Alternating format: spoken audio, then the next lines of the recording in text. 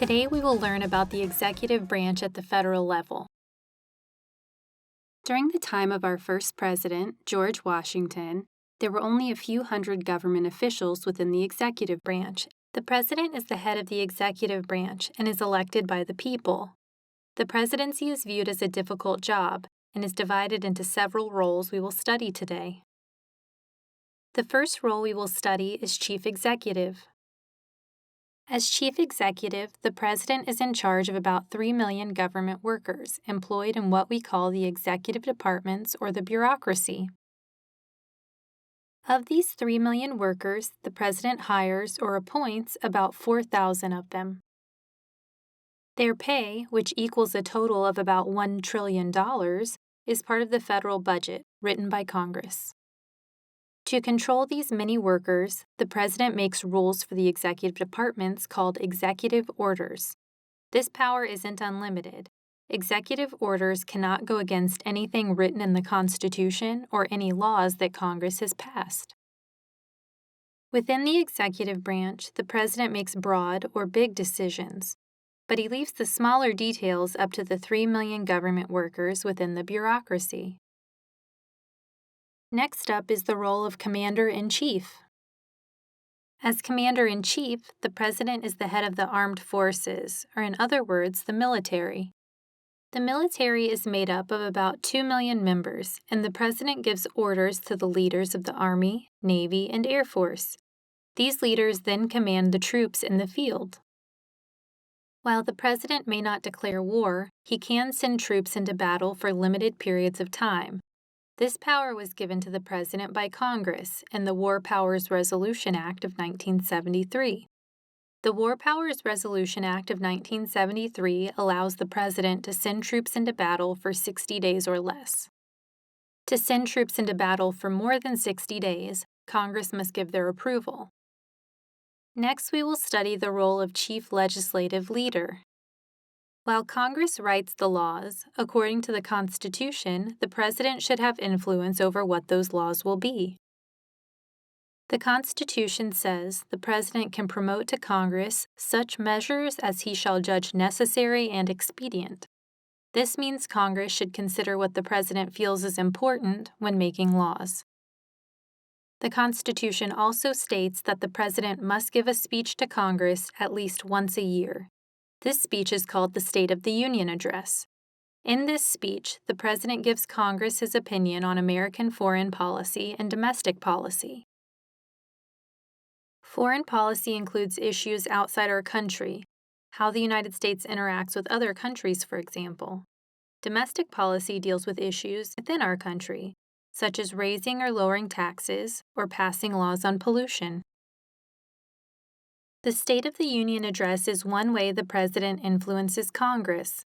Other ways the President influences Congress include calling or requesting meetings with members of Congress within his political party and asking them to write bills. Congress doesn't have to write all of the bills or pass all of the laws the President requests.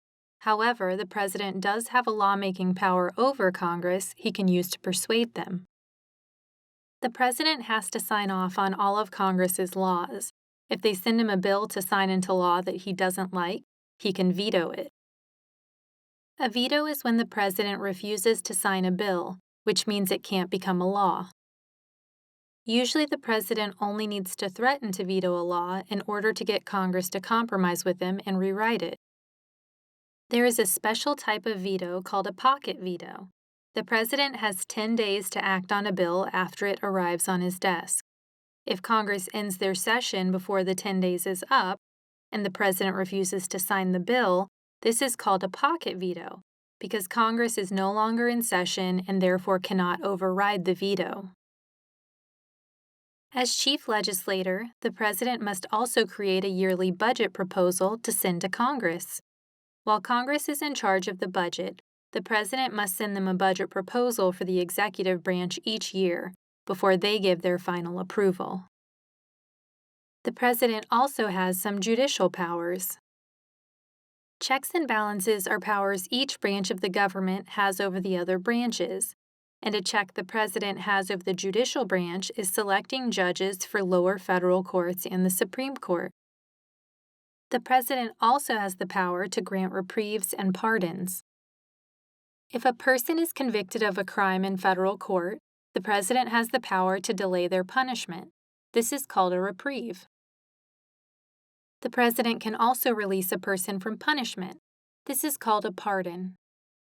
For example, if a person is convicted of a federal crime and is sentenced to serve time in a federal prison, the president can say the person is free and does not have to go to prison. This is a pardon. The president's next role is chief diplomat.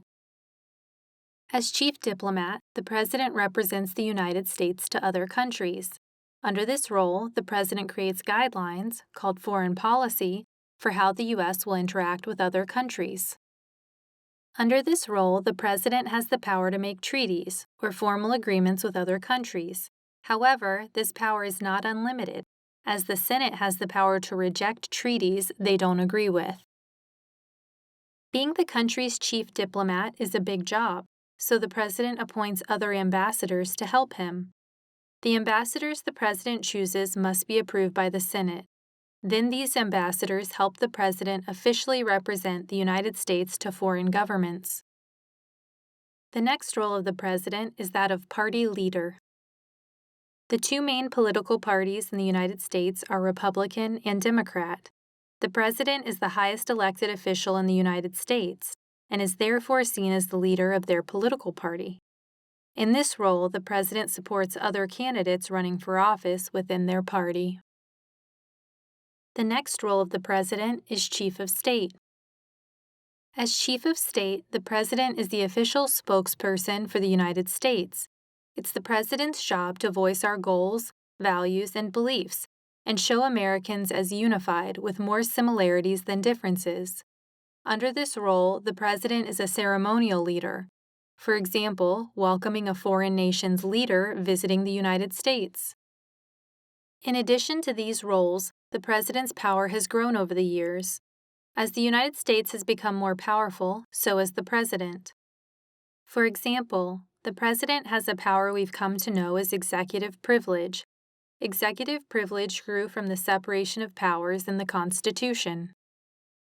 Executive privilege gives the president the power to keep some information secret from the other two branches of government. For example, the president might keep information private to protect the national security of the United States. Executive privilege is not unlimited, however. If the president is involved in a court case, he cannot use executive privilege to withhold information. There are some logical reasons the president's power has grown over the years. First, Congress tends to act slowly. There is not time to stop and take a vote during a national emergency. Second, one person needs to serve as a spokesperson to define official U.S. policy on important issues. For example, it would be impossible for all 535 members of Congress to carry out their own foreign policies. Individual presidents have also expanded the power of the president. For example, during the industrial era, President Theodore Roosevelt pressured Congress to pass laws regulating big businesses and improving conditions for workers. During the Great Depression, President Franklin Roosevelt created Social Security and unemployment. Though the power of the president has grown, we can still witness a historical balancing act between the president and the other branches of government. Our first example occurred in 1803 with the Louisiana Purchase. In 1803, France offered to sell the Louisiana Territory to the United States for $15 million. This was a bargain at the time. The territory would double the size of the United States. Not wanting to waste any time and lose such a good deal, President Jefferson listened to one of his advisors, James Madison. Madison believed that the president had the power to purchase territory because he could make treaties. President Jefferson went ahead and made a treaty with France to purchase the land, and shortly after, Congress agreed to pay for the territory. This great real estate deal benefited our nation in the long run and shows a balance of power between the president and Congress. The next example occurred in 1952 during the Korean War. Steel was important for making weapons for U.S. troops to use in the war in Korea. However, U.S. steelworkers were on strike because the steel mill owners would not meet their demands. President Harry Truman gave an executive order to place the Secretary of Commerce, a high-ranking government official, in control of the steel mills. The steel companies argued that the president had no right to take control of private property. The case went to the Supreme Court, and the court ruled against the president, saying it's the president's job to carry out laws passed by Congress, not to make his own laws. This shows a balance of power between all three branches. Our last example occurred in 1962 and is known as the Cuban Missile Crisis. During this time, the United States and Soviet Union were involved in what we call the Cold War. President John F. Kennedy discovered that the Soviet Union was secretly building missile bases in Cuba, in close proximity to the United States. President Kennedy ordered the Navy to block Soviet ships that were carrying missile equipment to Cuba. He called this a quarantine instead of a blockade, because a blockade is considered an act of war. He also demanded that the Soviets dismantle the missile bases in Cuba. He warned that if any nuclear missiles were launched from Cuba to the United States, America would retaliate against the Soviet Union. The Soviet Union agreed, and President Kennedy is credited with avoiding what could have become a nuclear war.